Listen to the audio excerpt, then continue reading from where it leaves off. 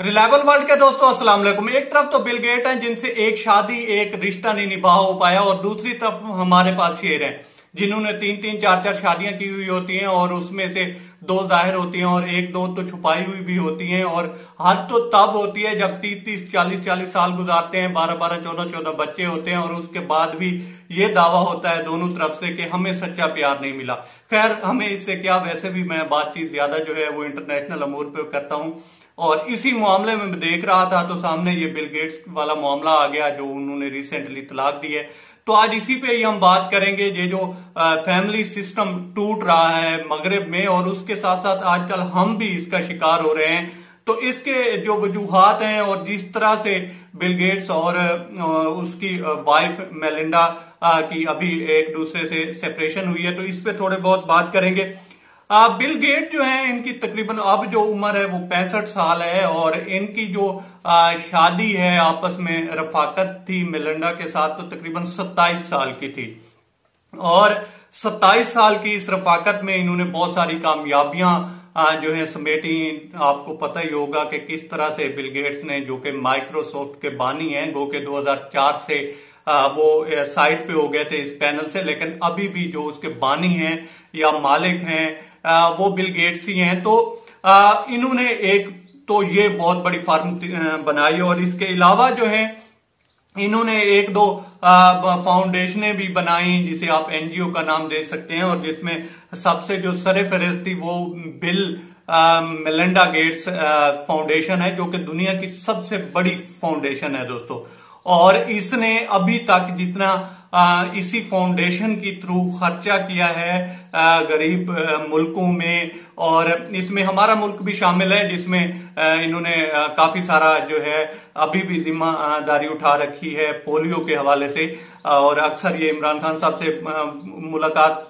तो शायद नहीं हो पाई, एक आध दफा ही हो पाई होगी, लेकिन फोन पे अक्सर इनकी बातचीत होती रहती है पोलियो को लेकर। तो इधर भी ये खर्च कर रहे हैं। तो अकेली जो बिल मेलिंडा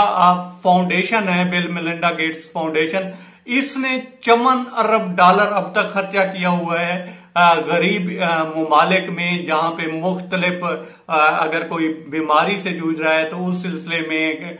गुर्बत मिटाओ प्रोग्राम। तो इस तरह के बहुत सारी चीजें ऐसी हैं जिसमें ये लोग अपना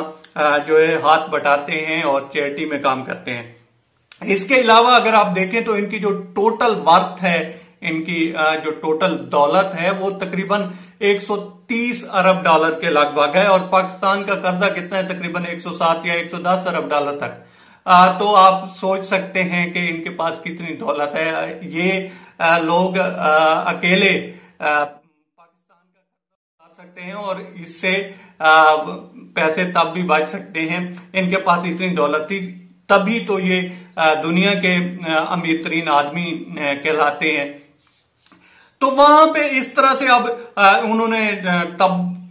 काफी शॉकिंग था जब इनकी तलाक की खबर आई और इसमें उन्होंने बताया गया। लेकिन एक चीज अच्छी ये है कि वो लोग जब भी फैसला करते हैं मैच्योरिटी से करते हैं, इकट्ठे मिलकर करते हैं, और उसके बाद एक दूसरे से उनका जो कांटेक्ट होता है, या इस तरह की जो हमारे यहां हो जाता है कि बाद में केसेस स्टार्ट हो गए और इस तरह का, उनके यहां होता नहीं है। अगर 100 में से ऐसे 8 से 10 केसेस आते हैं अगर इस तरह से होता है, तो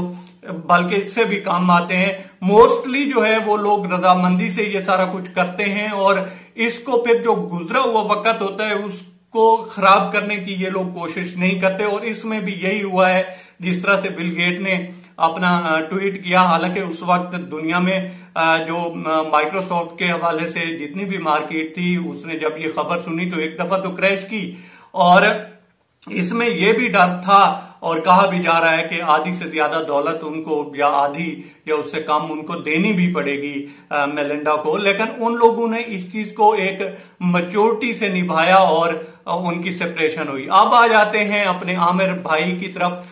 जिनकी अभी पहले एक शादी हुई, फिर दूसरी हुई, और चूंकि ये उनके पर्सनल मैटर हैं, लेकिन मैं इसलिए बातचीत इस पे कर रहा हूं क्योंकि लोग इनको रोल मॉडल समझते हैं, और अक्सर जो है ये इसमें कुछ चीजें ऐसी हैं जैसे दीनी मामलात हैं, इसमें ये लोग पेश पेश रहते हैं, और टीवी की जानी पहचानी शख्सियत भी हैं। तो इसमें मैं देख रहा था, तो इन्होंने एक शादी की, फिर दूसरी शादी की, और फिर अब तीसरी शादी की खबरें आने लग पड़ी हैं हानिया खान की तरफ से, और उन्होंने कहा जी कि मेरी इनसे शादी हुई है, और इस तरह के मामला है। मैंने उनका एक इंटरव्यू सुना तो मुझे काफी हद तक वो कन्विंसिंग लगी कि जिस तरह के उन्होंने प्रूफ दिखाए, उन्होंने रिकॉर्डिंग दिखाई और भी एक दो सबूत दिखाए, तो उनसे लगता है कि कुछ ना कुछ तो दाल में काला जरूर है। हालांकि आमिर लियाकत साहब ने टीवी पे आकर या ट्विटर के थ्रू इस चीज को जो है बताया भी, आई थिंक इंस्टाग्राम पे उन्होंने कहा कि ऐसा कुछ नहीं है, मेरी जो वाइफ है वो तूबा ही है। लेकिन हम अगर पास्ट में देखें तो उन्होंने जिस तरह से अपनी पहली वाइफ से जो है